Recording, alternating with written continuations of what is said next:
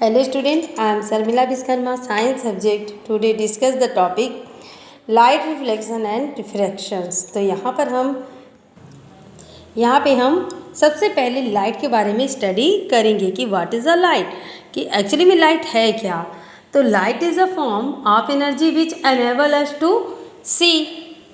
Light is form of energy which enable us to see, यानी कि जैसे कि हम लोग आसपास की चीज़ों को देखते हैं, सो देखने के लिए चीज़ों को, यानी कि हमारी आइज़ बेसिकली हेल्प करती है। आपको पता ही है कि आइज़ ही हमारी क्या करती है, हेल्प करती है देखने के लिए। और जितने भी ऑब्जेक्ट हैं हमारे पास, वो हमारे और लाइट जो बहुत बड़ी हेल्प करता है। अगर मैं आपको डार्क रूम में भेज दूँ तो क्या आप वहाँ पर देख पाएंगे?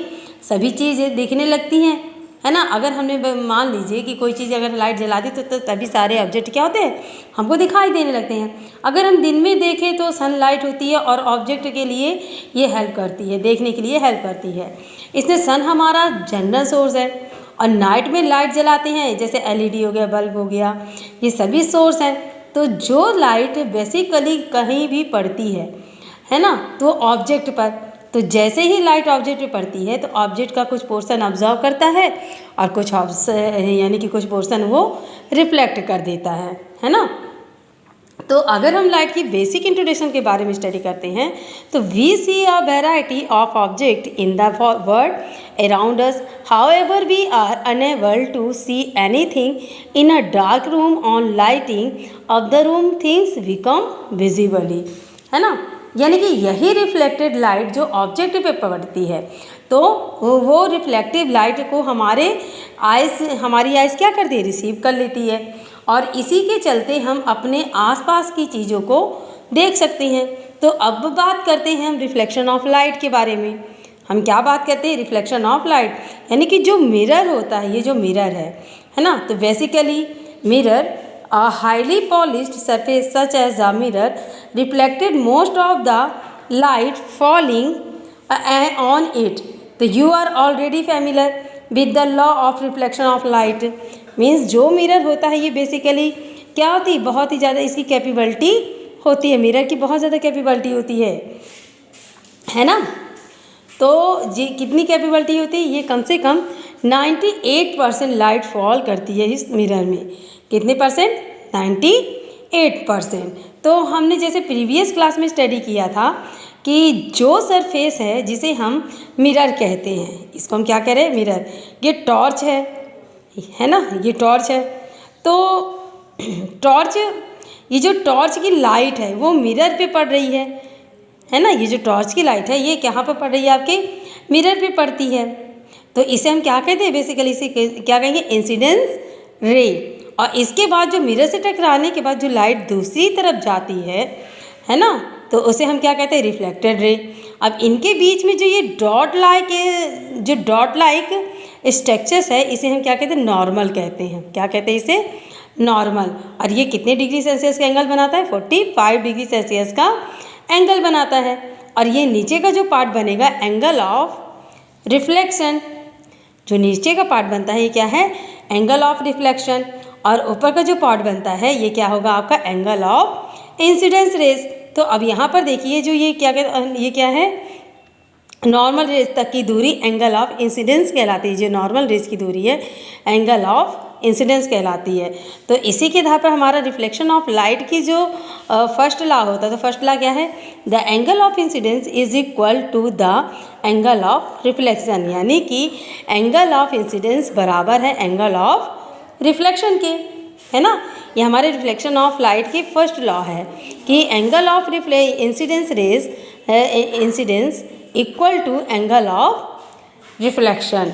This is a reflection of light is the first law. And second law, तो सेकंड लॉ है the incidence rays of the normal to the mirror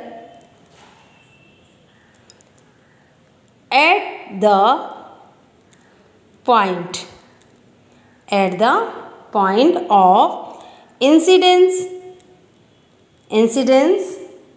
and the reflected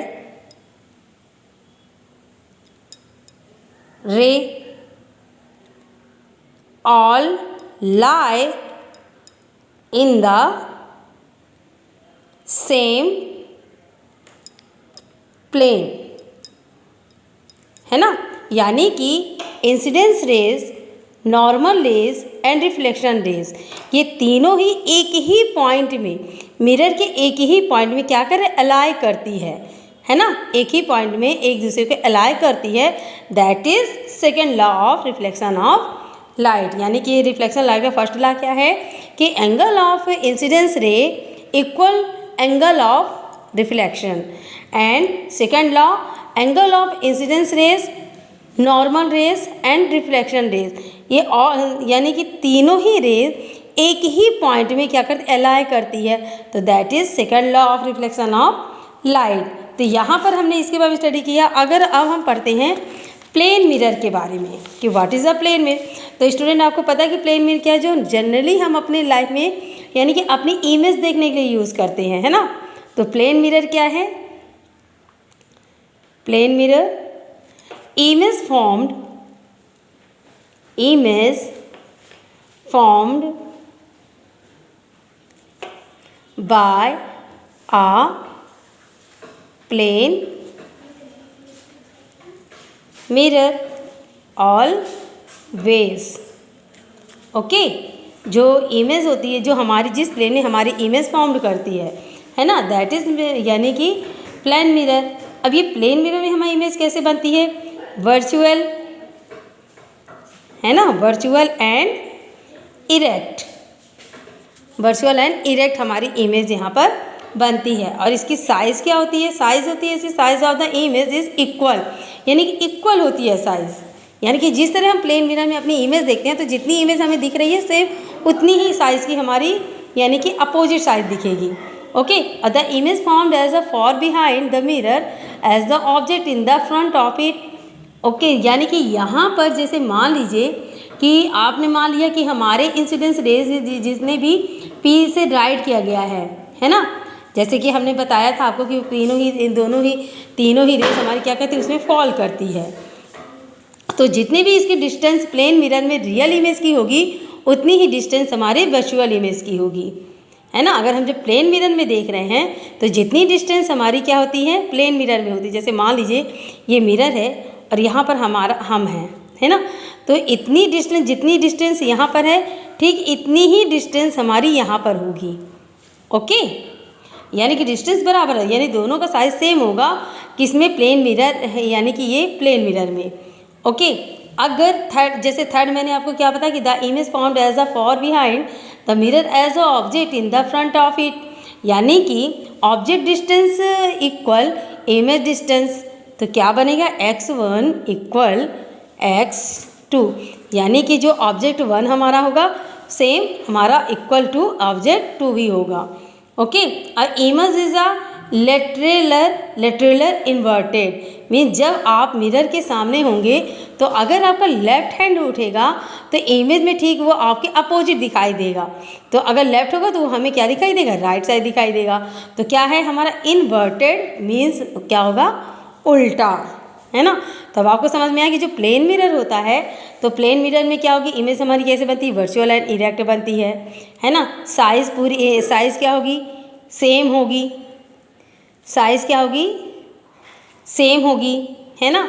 और जो मिरर में हमारा ऑब्जेक्ट होगा वो क्या होगा, वो भी इक्वल होगा, जितनी डिस्टेंस यहाँ होगी उतनी ही डिस्टेंस हमारे इमेज यानी कि मिरर के पीछे होती है।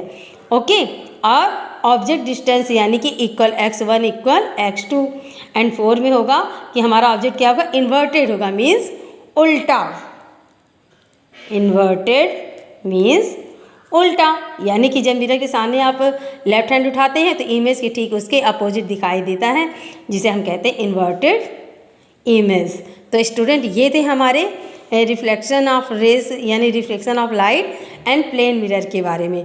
नेक्स्ट डे हम इसके आगे और भी बहुत सी चीज़ें आपसे डिस्कस करेंगे। ओके।